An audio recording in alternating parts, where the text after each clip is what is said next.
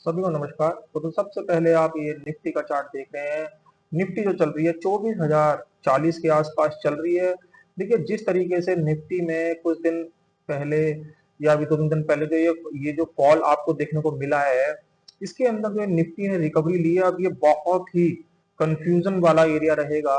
क्योंकि देखिए एक बहुत बड़े मूव के बाद ना बाजार को एक डायरेक्शन चाहिए होता है। इसके अंदर बायर और सेलर जब कहीं इन्वॉल्व हो जाते हैं तब जाके एक फर्दर एक बड़ा मूव वहां पे क्रिएट होता है।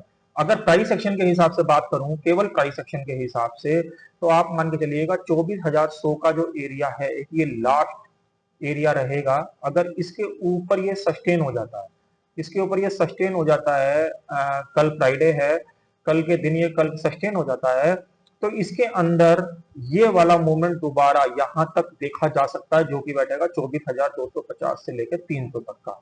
24,000 मगर 100 से ऊपर।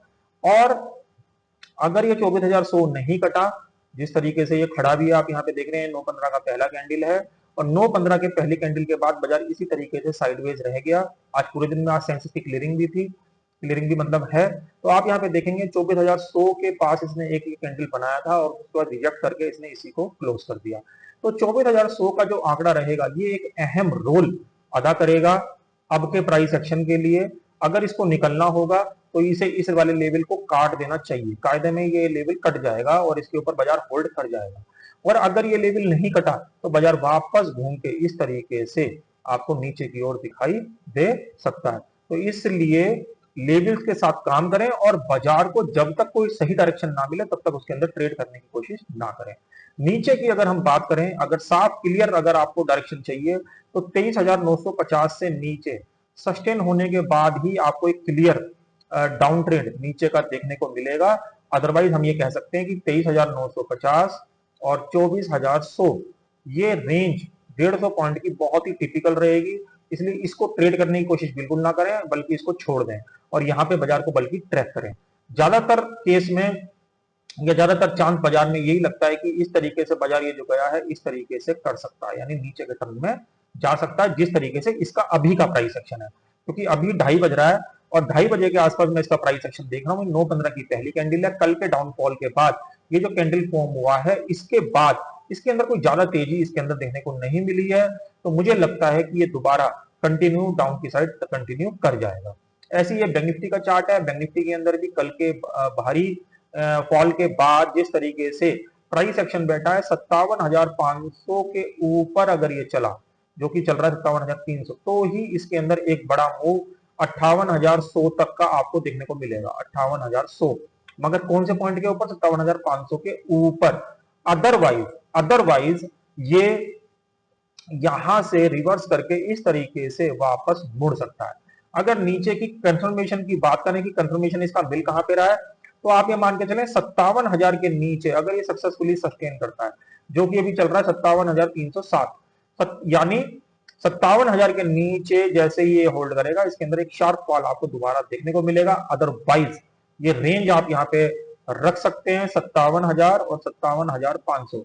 इस रेंज के अंदर हम कोई काम नहीं करेंगे जब तक बैंक निफ्टी के अंदर कोई फर्दर इसके नीचे या इसके ऊपर का कोई ब्रेकडाउन या ब्रेकआउट ना हो जाए।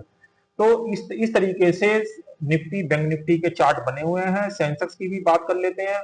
देखिए जिस तरीके से सेंसेक्स का चार्ट है, सेंसेक्स के अंदर भी कहीं ना कहीं इसी तरीके के कुछ पैटर्न होंगे। जैसे अगर हम बात करें तो 77,500 के ऊपर, 77,550 के ऊपर ही सेंसेक्स के अंदर कोई स्ट्रेंथ आएगी।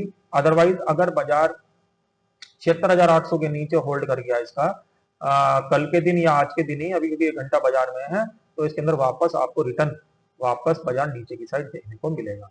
तो 76,800 के नीचे आप ध्यान रखिएगा। तो इसका मतलब जो रेंज हमारी बन गई 77,550 और 76,800, ये एक रेंज बाजार की रहेगी। इसके अंदर हम इसको बिल्कुल प्ले नहीं करेंगे जब तक फर्दर कोई डायरेक्शनल कुछ जो है कंफर्मेशन बाजार के अंदर देखने को नहीं मिलता। क्योंकि बाजार का प्राइस एक्शन देखिए यही बता रहा है, जो बाजार के अंदर शार्प सेल ऑफ हुआ है उसके बाद बाजार एक साइडवेज ट्रेंड में चला गया है।